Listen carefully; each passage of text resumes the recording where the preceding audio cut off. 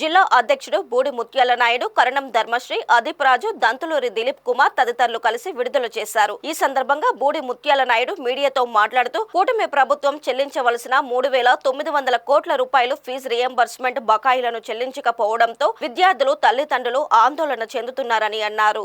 జరపతలపెట్టినటువంటి ఈ ఫీజు పోరు ఏదైతే ఈ కూటమి ప్రభుత్వం ఇచ్చినటువంటి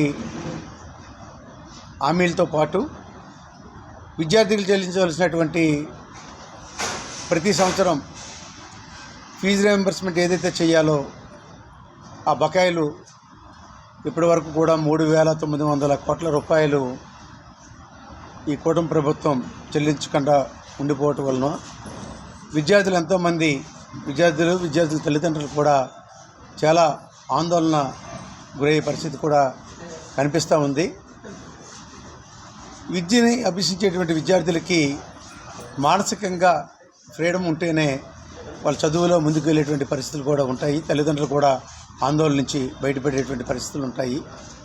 మేము గతంలోనే చెప్పాము, ఇచ్చినటువంటి సూపర్ 6 హామీలతో పాటు మరి నిరంతర ప్రక్రియగా జరుగుతున్నటువంటి పిల్లలు చదువుకునేటువంటి కార్యక్రమం ఏదైతే ఉందో వాటికి చెల్లించేటువంటి ఫీజులు ఏవైతే ఉన్నాయో వాటిని చెల్లించే కార్యక్రమం కూటమి ప్రభుత్వం చేయకపోవటం వలన పిల్లలు ఆందోళన చెందుతూ ఉన్నారు. అందుగురించే మేము గతంలో రైతుల తరపున ఒక ధర్నా కార్యక్రమాన్ని చేయడం జరిగింది.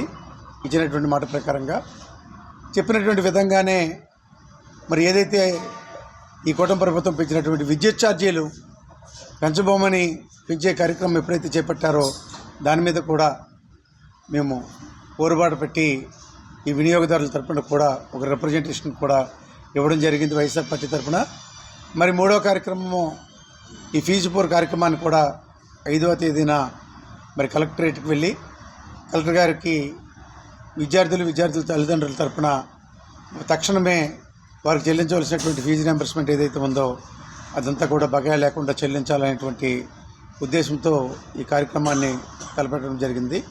కార్యక్రమంలో భాగంగా రాష్ట్ర వ్యాప్తంగా అన్ని జిల్లాలు, కేంద్ర కార్యాలయంలో కూడా ఈ పోస్టర్ని విడుదల చేసే కార్యక్రమాన్ని ఈరోజు అనకాపల్లి జిల్లాలో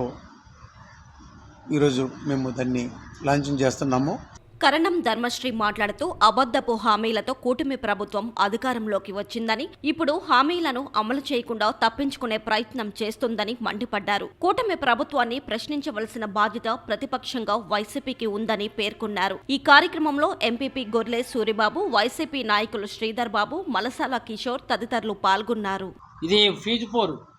ఇది పోరుబాటు అనే కార్యక్రమాన్ని ఫీజు పోరు అని పెట్టి వైఎస్ఆర్సీపీ ఫీజు పోరు అనేది ఈరోజు పోస్టర్ రిలీజ్ చేస్తూ అందరినీ చైతన్యపరుస్తూ ఆ రోజు అనకాపల్లి జిల్లా పరిధిలో ఉన్నటువంటి పాకిరాపేట కానీ, లేదు యలమంచిలి కానీ, నర్సీపట్నం కానీ, మాడుగులు కానీ, చోడవరం కానీ, అనకాపల్లి కానీ, పెందుర్తి కానీ ఈ నియోజకవర్గాల నుంచి పెద్ద ఎత్తున నాయకులు, ముఖ్యమైన నాయకులు అందరూ కూడా వచ్చి రిప్రజెంటేషన్ శాంతియుతంగా గాంధీ మార్గంలో మనం వెళ్ళి కలెక్టర్ ఆఫీస్కి వెళ్ళి పట్టుకెళ్ళి మనందరం కూడా కలెక్టర్ గారికి ఇవ్వాలని, ఇచ్చేటప్పుడు ఏదైనా సరే అక్కడికి వచ్చేటప్పుడు ఇంచుమించు ఎన్నికల కోడ్ నిమిత్తం ఏదైనా 10 మందినో 15 మందినో లేదు 10 మందికే అవకాశం ఇస్తే ఆ 10 మంది వెళ్ళినా సరే మా నిరసన ధ్వనులు విద్యార్థి తరపులో వినిపించి ఎట్టి పరిస్థితుల్లో ఈ ప్రభుత్వం దిగొచ్చే విధంగా 3,500 కోట్లు రిలీజ్ చేసే విధంగా మనం అందరం కూడా గట్టి ప్రయత్నం చేయాలని పత్రికాముఖంగా నాయకులందరూ కూడా తెలియజేస్తూ వైఎస్ఆర్సీపీ ఎప్పుడు కూడా ప్రజల పక్షాన ఉంటుంది.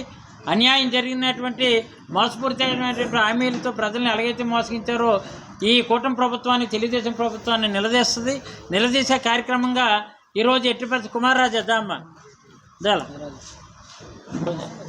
ఇది ఎట్టి పరిస్థితుల్లో కూడా వాళ్ళందరినీ కూడా నిలదీసే కార్యక్రమం కూటమి ప్రభుత్వం నిలదీస్తూ ఇది మన అందరూ కూడా ముందుకే అడుగులు వేయవలసినటువంటి అవసరం ఉంది. కాబట్టి మన నాయకులు జగన్మోహన్ రెడ్డి గారు ఇచ్చిన ఆదేశం మేరకు కూడా మన అందరం కూడా ఈరోజు ఏంటంటే ఈ కార్యక్రమంలో పాల్గొనడంతో